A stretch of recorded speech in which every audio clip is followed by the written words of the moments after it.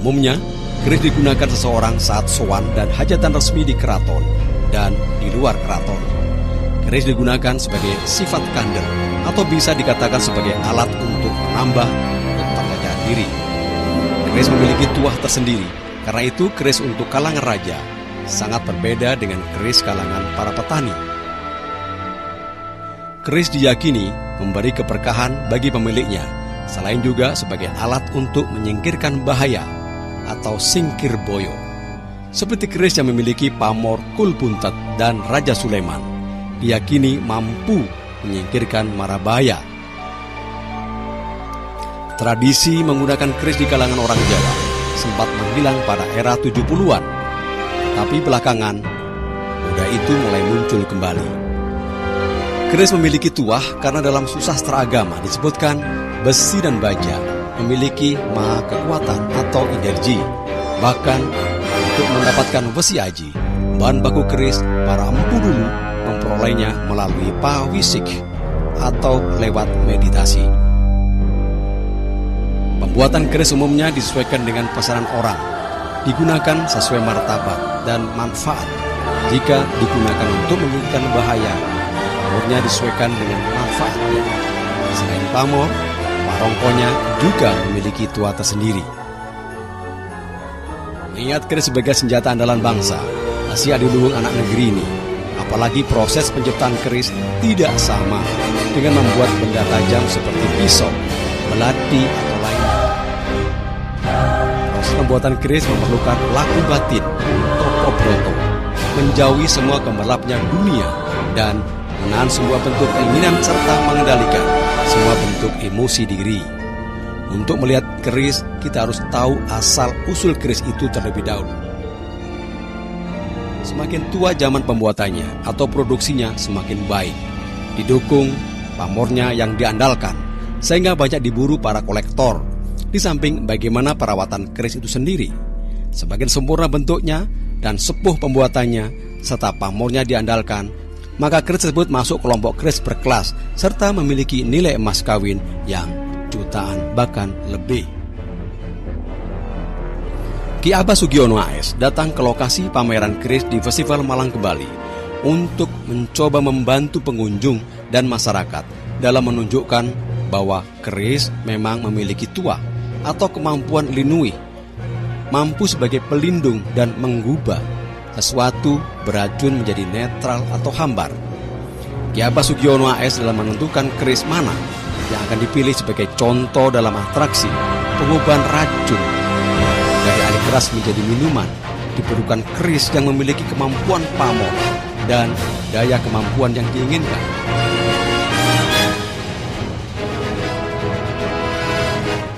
Maka Ki Abbas melakukan penelusuran dengan menyamakan aurora keris dengan kekuatan yang dimilikinya secara bergantian dari ratusan keris yang dipamerkan. Dengan serius, Ki Abbas menelusuri meja satu ke meja yang lain, di mana memanjang keris dengan beraneka tahun pembuatan dan asal kerajaannya. Memang, pekerjaan penelusuran ini bukan pekerjaan mudah dan gampang. Apalagi keris tersebut sebelumnya tidak dikenalnya. Mencari dan mencari keris yang cocok sesuai yang diinginkan. Akhirnya, diketemukan pula keris yang diinginkan Ki Abbas untuk ditampilkan ke arena. Tetapi keris tersebut milik orang lain. Maka Ki Abbas harus mohon izin ke pemilik keris, yakni keris milik kolektor KRT Hadinagoro asal Surabaya. Ketinggalan. Udah tahun berapa? Nggak jatuh ke sampai tahun berapa? Nggak lama. Nanti saya pinjam. Iya. Nanti saya pinjam, misalkan saya tunjukkan kepada pemirsa gitu, boleh. Silakan. Bukan saya bawa pulang. Silakan. Kan harus sudah. Keris berlekuk dengan nama Keprabon merupakan koleksi KRHT Sukoyo Hadinagoro yang paling diandalkan dari puluhan keris yang diikutsertakan dalam pameran. Karena keris yang dipilih Ki Abbas merupakan keris simpanan Ki Sukoyo Hadinegoro yang jarang dipergunakan secara sembarangan karena bisa berdampak negatif bagi pihak yang sembarangan memakainya. Disebutkan keris tersebut peninggalan Raja Sultan Agung dari Kerajaan Mataram.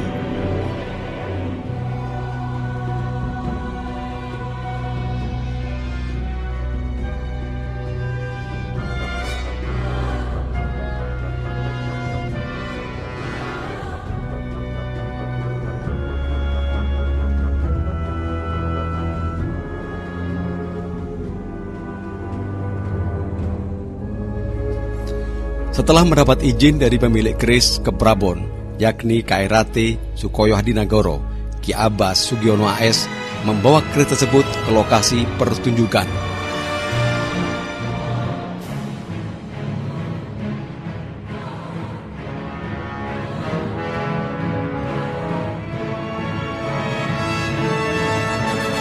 Tepat di tengah-tengah ruang pameran, dengan menghormat terlebih dahulu sebelum membuka keris ke Prabon tersebut. Prosesi penghormatan ini dilakukan guna menghormati si pembuat dan pemilik keris pertama agar diizinkan mempergunakan dalam peragaan sehingga dapat menunjukkan kepada masyarakat bahwa daya dan kekuatan keris tersebut mampu menjinakkan racun dan tidak berbahaya. Hebat bukan?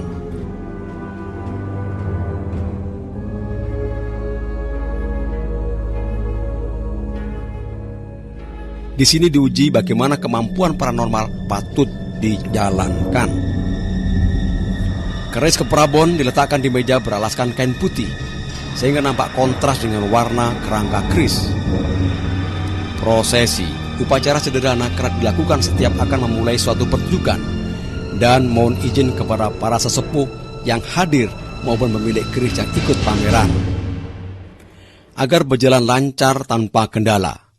Sebagai manusia, Ki Abbas menyadari akan hal itu. Oleh karena itu, beliau dalam setiap kali pertunjukan selalu mendapat dukungan kuat dari penonton karena kesahajaannya tersebut. Ini salah satu event yang disediakan oleh panitia di televisi juga ya, yang merupakan sesuatu yang langka bagi kita masyarakat Indonesia yang menyangkut tentang keris. Banyak penggemar keris yang mengkaitkan nama dan motif pamor dengan tua keris atau tombaknya. Untuk mengetahui sebuah keris atau tombak itu baik atau tidak tuanya, orang lebih dahulu akan mengamati jenis motif pamornya. Begitu pula jika orang ingin tahu apa tua atau manfaat keris itu, yang pertama kali dilihat adalah pamornya. Itulah sebabnya mengapa di kalangan penggemar keris timbul istilah membaca pamor.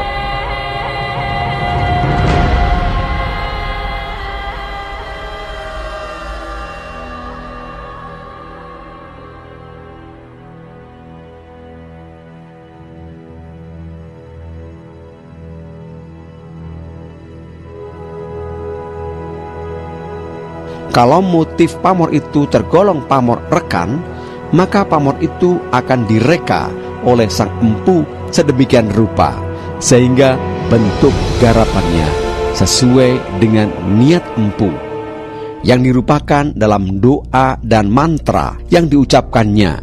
Misalnya, jika sang empu menginginkan keris buatannya mempermudah si pemilik untuk mencari rezeki, ia akan membuat pamor udan emas, pancoran emas, tumpuk atau merutu sewu.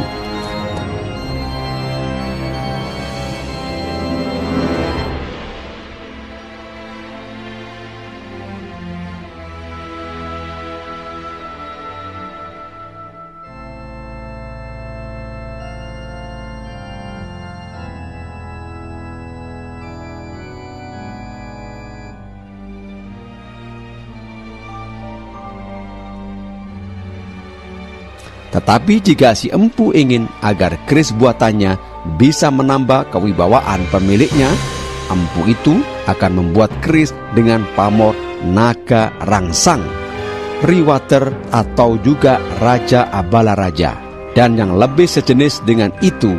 Gambaran motif pamor adalah perlambang harapan. Harapan sang empu sekaligus juga harapan si pemilik keris. Kira-kira sama halnya dengan gambaran raja penolak bala, atau mungkin serupa pula dengan gambaran Patwa yang oleh masyarakat keturunan Cina dipercayai memiliki tua sebagai penolak bala.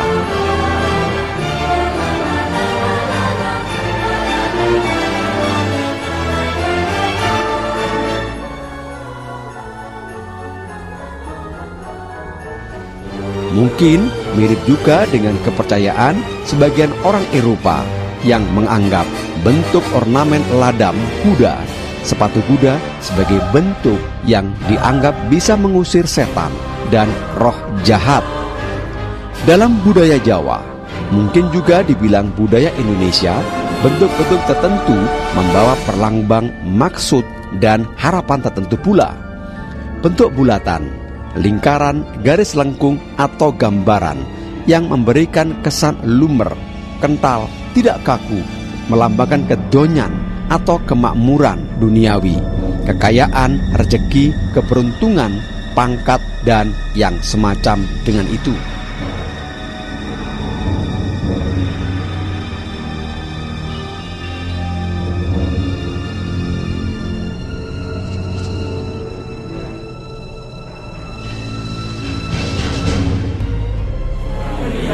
Terima kasih kepada semua para hadirin yang hadir dan atas kepercayaan yang diberikan kepada kita oleh panitia. Selama ini memang belum pernah mempraktekkan bagaimana tentang masalah kemampuan pusaka. Saya yakin bukan kita itu syirik, tapi saya yakin pusaka ini adalah diciptakan oleh seorang empu atau seorang pertapa. Kita tidak syirik dari Allah.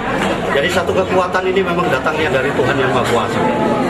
Kita sebagai manusia, asalkan mau mempelajari dan bisa untuk mengolahnya, dan bisa untuk mengetahui bagaimana kekuatan antara satu kekuatan alam yang diciptakan oleh seorang empu, dampak terhadap kita sebagai manusia yang hidup di era globalisasi modern ini, bagaimana.